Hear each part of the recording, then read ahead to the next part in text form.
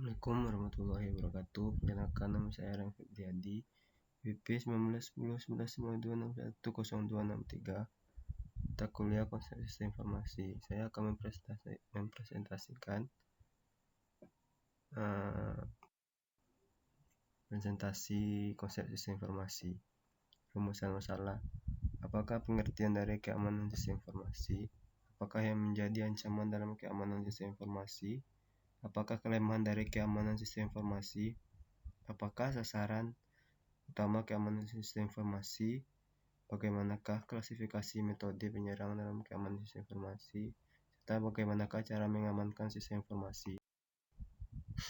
Tujuan: yang pertama, agar mengetahui pengertian dari keamanan sistem informasi. Yang kedua, agar mengetahui ancaman dalam keamanan sistem informasi. Agar mengetahui kelemahan dari keamanan sistem informasi. Agar mengetahui sasaran utama dalam keamanan sistem informasi. Agar mengetahui klasifikasi metode penyerangan dalam keamanan sistem informasi, serta agar mengetahui cara mengamankan sistem informasi.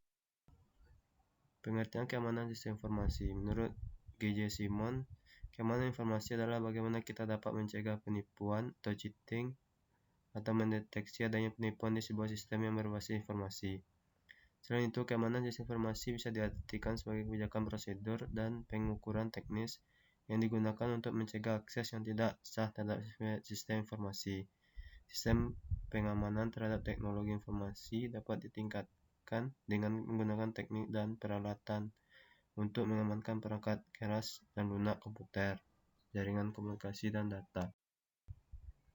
Ancaman dalam keamanan sistem informasi. Ancaman keamanan sistem informasi adalah sebuah aksi yang terjadi baik dari dalam sistem maupun dari luar sistem yang dapat mengganggu keseimbangan sistem informasi. Ancaman yang terhadap sistem informasi dibagi menjadi dua macam, yaitu ancaman aktif dan pasif. Ancaman aktif mencakup pencurian data. Jika informasi penting yang dapat dalam database dapat diakses oleh orang yang tidak berwenang, maka hasilnya dapat kehilangan informasi atau uang. B. Penggunaan sistem secara ilegal. Orang yang tidak berhak mengakses informasi pada suatu sistem yang bukan menjadi haknya dapat mengakses sistem tersebut. Penjahat komputer jenis ini umumnya adalah hacker, yaitu orang yang suka menembus sistem keamanan dengan tujuan mendapatkan data atau informasi penting yang diperlukan. C. Penghancuran data secara ilegal. Orang yang dapat merusak atau menghancurkan data atau informasi dan membuat berhentinya suatu sistem operasi komputer. Penjahat komputer jenis ini umumnya disebut sebagai cracker, yaitu penjebol sistem komputer yang bertujuan melakukan pencurian data atau merusak sistem. D. Modifikasi secara ilegal. Perubahan pada data atau informasi dan perangkat lunak secara tidak disadari. Jenis modifikasi yang membuat pemilik sistem menjadi bingung karena adanya perubahan pada disebabkan oleh program aplikasi yang merusak. Malicious software. Jenis aplikasi yang dapat merusak data atau perangkat lunak yang paling populer adalah virus.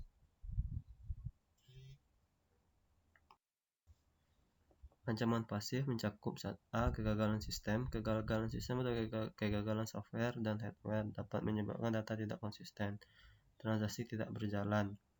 B. Kesalahan manusia.